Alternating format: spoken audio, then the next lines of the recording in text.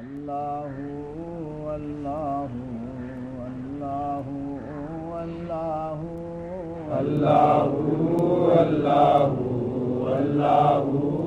اللہ اللہ اللہ اللہ اللہ. بسم اللہ الرحمن الرحیم. الحمد للہ رب العالمین والصلاة والسلام على أفضل الأنبياء والمرسلين وعلى آله وأصحابه أجمعين. أما بعد، فقد قال الله تبارك وتعالى في شأن حبيبه الكريم: إن الله وملائكته يصلون على النبي يا أيها الذين آمنوا صلوا عليه وسلموا تسليما. اللهم صل على سيدنا مولانا محمد وعلى آل سيدنا ومولانا محمد وبارك وسلم صلاة وسلاما عليك يا رسول الله صلى الله تعالى عليه وسلم.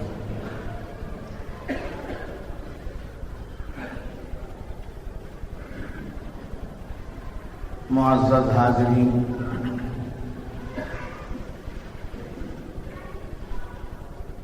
درس قرآن کا سلسلہ جو شروع ہوا ہے اس کی آج تیسری نشست ہے، جس میں آپ نے قرآن کریم کی نسبت سے کچھ باتیں سماعت فرمائیں، اور گزشتہ نشست میں تعوذ کی نسبت سے چند باتیں آپ کے گوش گزار کی گئی. یعنی جب اللہ کا کلام پڑھا جائے، جب اللہ کے کلام کا آغاز کیا جائے، تو سب سے پہلے شیطان مردود سے اللہ کی پناہ چاہنی چاہیے. شیطان کون ہے گزشتہ صحبت میں بتایا گیا. آج بھی آپ ذہن نشی کر لیجئے، جو خدا سے دور کرنے والا اور خدا سے دور ہو خود اور دوسروں کو خدا سے دور کرنے والی طاقت کا نام شیطان ہے. چونکہ اللہ نے اس کو اپنی بارگاہ سے مردود کر دیا. اس کی وجہ کیا تھی؟ کہ عبادتوں میں اس کی کوئی کمی نہیں تھی، حتیٰ کہ اس کا نام عزازیل تھا. مگر جب اس نے اللہ کے حکم پر اللہ کے نبی کی تعظیم نہیں کی ہے، تو اللہ نے اس کو مردود کر دیا اور وہ عزازیل کے بجائے شیطان قرار دیا گیا. تو جو بھی طاقت اللہ سے دور ہو، اللہ سے دور کرنے والی ہو، اس طاقت کو کیا کہتے ہیں؟ شیطان. اور اللہ سے دور کرنے والی جو طاقت ہے وہ اللہ کی ذات سے دور کرنے والی نہیں صرف، بلکہ وہ اللہ والوں سے دور کرتی ہے، اللہ کے محبوبوں سے لوگوں کو دور کرتی ہے. تو خدا کے محبوبوں سے جو لوگ دور کرتے ہیں انہی کا دوسرا نام شیاطین میں شمار ہوتا ہے. اور جب اللہ کی پناہ میں آتے ہیں تو اس وقت میں یہ خیال ہونا چاہیے، یہ تصور ہونا چاہیے، یہ ذہن ہونا چاہیے کہ کون لوگ ہم کو اللہ والوں سے دور کر رہے ہیں، تو اللہ کی پناہ دیں گے۔ قرآن کریم نے فرمایا فَإِذَا قَرَأْتَ الْقُرْآنَ فَاسْتَعِذْ بِاللَّهِ مِنَ الشَّيْطَانِ الرَّجِيمِ، جب تم قرآن پڑھنے لگو، قرأت قرآن کرنے لگو، تو سب سے پہلے تم اللہ کی پناہ مانگو شیطان مربوط سے۔ فَإِذَا قَرَأْتَ الْقُرْآنَ فَاسْتَعِذْ بِاللَّهِ مِنَ الشَّيْطَانِ الرَّجِيمِ، اللہ کی پناہ مانگو۔ اب اس کے بعد آج بسم اللہ الرحمن الرحیم، بسم اللہ الرحمن الرحیم یہ قرآن پاک کی کنجی ہے۔ قرآن پاک کو کھولنا ہے تو بسم اللہ الرحمن الرحیم، بسم اللہ الرحمن الرحیم پڑھنے سے پہلے شیطان رجیم سے اللہ کی پناہ مانگنا ہے، اور جب قرآن پڑھنا شروع کرتے ہیں تو قرآن کی کنجی کیا ہے؟ بسم اللہ الرحمن الرحیم، یہ قرآن کی کنجی ہے۔ اس کے تعلق سے مفسرین کرام فرماتے ہیں مشرکین عرب میں یہ طریقہ تھا، مشرکین عرب کا یہ طریقہ تھا کہ جب بھی وہ کسی کام کی ابتدا کرتے تو اپنے بتوں کے نام سے کرتے، جیسا بسم اللہ والعزیٰ معاذ اللہ، کسی بھی کام کا آغاز کرتے تو اپنے بتوں کا نام لیتے، بسم اللہ والعزیٰ۔ ان کے دو مشہور بت تھے، ایک کو لات کہتے تھے اور ایک کو عزیٰ کہتے تھے، منات بھی ہے، وہ ہے، سب ہے۔ ان کے نام سے ہر کام کا آغاز کرتے، مگر رب ذوالجلال نے اہل ایمان سے فرمایا کہ ان کے مخالفت میں، ان کے خلاف میں تم کام کرو، کہ اگر وہ اپنے بتوں کے نام سے اپنے کام کا آغاز کرتے ہیں تو تم اپنے الہ کے نام سے اپنے کام کا آغاز کرو، اللہ کے نام سے اپنے کام کا آغاز کرو۔ تب یہ بتایا گیا بسم اللہ الرحمن الرحیم۔ بسم اللہ الرحمن الرحیم یہ قرآن کی آیت ہے، مگر جزء قرآن نہیں، یعنی مطلب یہ قرآن کی ایک آیت ہے، اور یہ بسم اللہ جو ہے ایک سورت نہیں ہے بلکہ ایک آیت ہے، اور یہ ہر سورے کے ساتھ، ہر سورت کا جب آغاز ہوتا ہے تو اس میں کیا پڑھا جاتا ہے؟ بسم اللہ الرحمن الرحیم، تو گویا یہ سورت سے ملانے والی آیت، اور خصوصی طور پر جیسا کہ میں نے گزشتہ بھی بتایا تھا کہ جب حضرت سلیمان علیہ السلام نے بلقیس کے نام ایک خط لکھا تو اس میں آپ نے یہ لکھا سب سے پہلے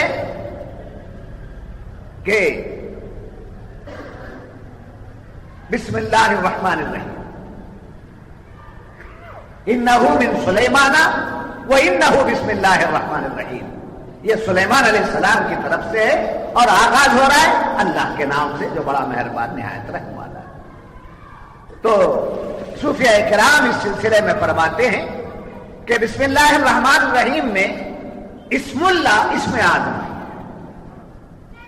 اسم اللہ اسم آدم ہے، اور یہ اللہ تعالیٰ کا اسم ذاتی ہے۔ اور میرے آقا نعمت سیدی مرشدی قبلہ دامت برکاتہم العالیہ نے ایک وقت میں یہ فرمایا تھا کہ ہر بیعت کرنے والے کو جو اللہ کے اسماء وصفیہ سے ولایت کا جوڑی جاتی ہے، خطاب دیا جاتا ہے، ہر داخلے سلسلہ ہونے والے مرید کے لیے جو خطاب اس کو دیا جاتا ہے، اللہ کے اسم وصفی سے جو خطاب دیا جاتا ہے، وہی اسم وصفی اس کے لیے اسم آدم، وہی اسم وصفی اس کے لیے اسم آدم ہے۔ چنانچہ صوفیہ فرماتے ہیں اللہ کا نام کیا ہے؟ اسم آدم ہے۔ بسم اللہ الرحمن الرحیم۔ اب بسم اللہ میں بات سے شروع کی.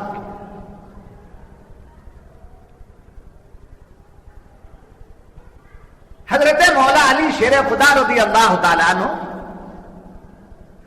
جو باب مدینہ باب العلم ہے، حضور فرماتے ہیں انا مدینۃ العلم وعلی بابها، میں علم کا شہر ہوں اور علی اس کا دروازہ ہے.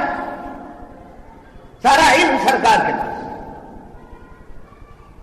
اس حدیث سے یہ بات بھی ہماری سمجھ میں آ رہی ہے کہ اللہ تبارک و تعالیٰ نے کوئی علم ایسا نہیں رکھا جو اپنے محبوب سے چھپایا. سب کچھ محبوب کو دیا، سب کچھ محبوب کو دیا. اور کھلی ہوئی بات ہے کہ علم اللہ کی ایک صفت ہے. علم اللہ کی ایک صفت ہے. جب اللہ تبارک و تعالیٰ نے اپنے محبوب کو اپنے ذات کے جلوے بھی دکھائے اور اپنے ذات کا مظہر بھی بنایا، ذات کا مظہر بھی بنایا اور ذات کے جلوے بھی دکھائے. جب ذات کا مظہر بنا دیا تو ذات صفات سے پہچانی جاتی ہے.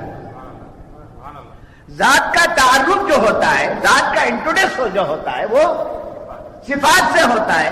تو اللہ علیم ہے، تو اللہ علیم ہے تو علم جو ہے اس کی کیا ہوئی؟ صفت ہوئی. جب علیم کو آپ پکاریں گے تو علیم کو پکارنا ہی اللہ کو پکارنا. اللہ کا ایک اس میں وصفی ہے خالق. خالق کو جس نے پکارا اس نے گویا اللہ ہی کو پکارا. جی تو اس میں وصفی سے کس کی پہچانت ہوئی؟ ذات کی پہچانت. اس میں وصفی سے ذات کی پہچانت.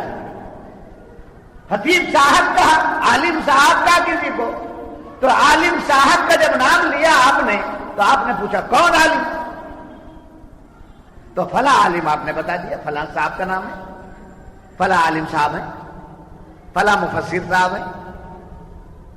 عالم کہا تو ذات کا پتہ چلا، تو علیم کہا تو ذات کا پتہ چلا، خالق کہا ذات کا پتہ چلا، مالک کہا ذات کا پتہ چلا، رازق کہا ذات کا پتہ چلا. تو معلوم ہے جتنے اسماء وصفی ہیں اسی ذات کے ہیں. جتنے اسماء وصفیہ ہیں اسی ذات کے ہیں. اور جب اس میں وصفی سے اس کو پکارا جاتا ہے تو وہ وصف تک نہیں جاتے بلکہ ذات تک پہنچتے. کہاں تک پہنچتے ہیں؟ ذات تک. تو اللہ تبارک و تعالی کا اس میں ذاتی کیا ہے؟ اللہ. اللہ اگر الف نکال دیں گے تو للہ، لام نکال دیں گے تو لہو، اور ایک لام نکال دیں گے تو ہو.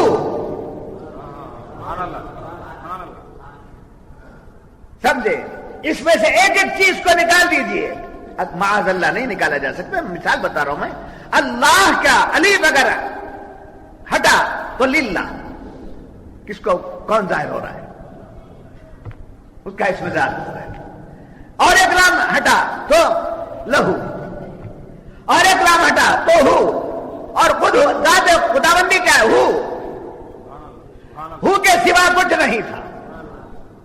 ہو کے سوا کچھ نہیں تھا. جب میں نے چاہا کہ پہچانا جاؤں تو میں نے اپنے نور سے نور مصطفیٰ کو جلوہ کر دیا.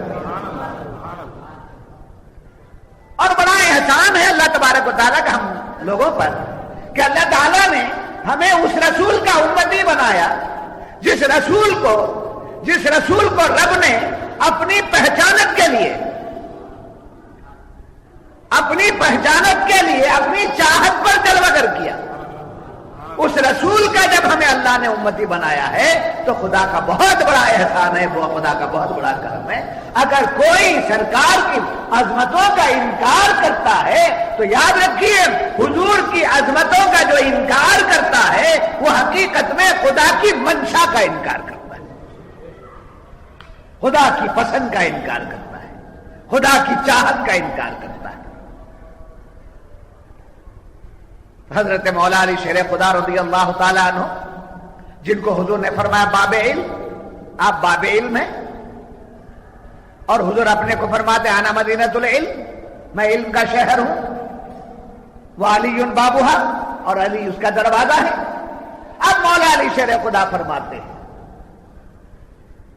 کہ سارے قرآن کا نچوڑ، سارے قرآن کا لب لباب، سارے قرآن کا کو پورا یہ کر دیا جائے تو اس کا نچوڑ جو بھی ہے وہ سورہ فاتحہ ہے۔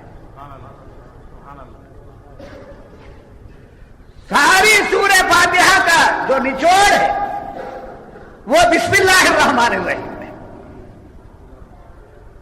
اور سارے بسم اللہ کا جو راز ہے وہ بسم اللہ کے بے میں، جی بسم اللہ کے با میں ہے، اور بسم اللہ کا با میں جو بھید ہے وہ با کے نقطے میں ہے۔ یہ کون فرما رہے ہیں؟ حضرت مولا علی شیر خدا رضی اللہ تعالیٰ عنہ فرما رہے ہیں۔ اب اس کی روشنی میں ہم سب غور کریں تو پتا چلتا ہے کہ جس نے بسم اللہ الرحمن الرحیم کی با سے آغاز کیا، جس نے بسم اللہ الرحمن الرحیم کے با سے آغاز کیا، تو با کا لفظ با جب کسی قاری کے زبان سے نکلتا ہے تو با اس کی زبان سے نکلا، مگر اس کی زبان پر لفظ با سے بسم اللہ پوری آ گئی، بسم اللہ سے سورہ فاتحہ پوری آ گئی، سورہ فاتحہ سے سارا قرآن آ گیا۔ تو قرآن بعد میں پڑھتا ہے، قرآن بعد میں سمجھتا ہے، قرآن بعد میں پڑھتا ہے، مگر کرم دیکھو سرکار کی امت پر کتنا ہے۔ بسم اللہ الرحمن الرحیم کی بات سے جس نے آغاز کر دیا اس نے قرآن کو پڑھ لیا۔ تو یہاں بڑے کرم کی بات ہو گئی کہ اگر قرآن پڑھنا ہے تو پورا ناظرہ پڑھ کے ہونا، تب جا کے وہ قرآن پڑھے گا، قاری ہونا تب جا کر فن سے پڑھے گا، حافظ ہوگا تب جا کر بغیر دیکھے کے پڑھے گا، عالم ہوگا تب جا کر قرآن کو جانے گا، عارف ہوگا تب جا کر قرآن کو پہچانے گا۔ ایک آدمی کچھ پڑھا لکھا نہیں ہے، اس کو کچھ بھی نہیں آتا ہے، ایک آدمی کو بالکل کچھ نہیں آتا ہے، اگر اس نے بسم اللہ الرحمن الرحیم پڑھ لیا تو گویا اس نے قرآن پاک کی تلاوت کر لی۔ یہ نہیں کہتا میں کہ قرآن پورا پڑھ لیے، یہ نہیں، مگر بسم اللہ کے اندر وہ حکمتیں پوشیدہ ہیں۔ جب یہ بات معلوم ہوئی تو بسم اللہ الرحمن الرحیم کا آغاز بسم اللہ کی کہاں سے ہو رہی ہے؟ با۔ یہ با جو ہے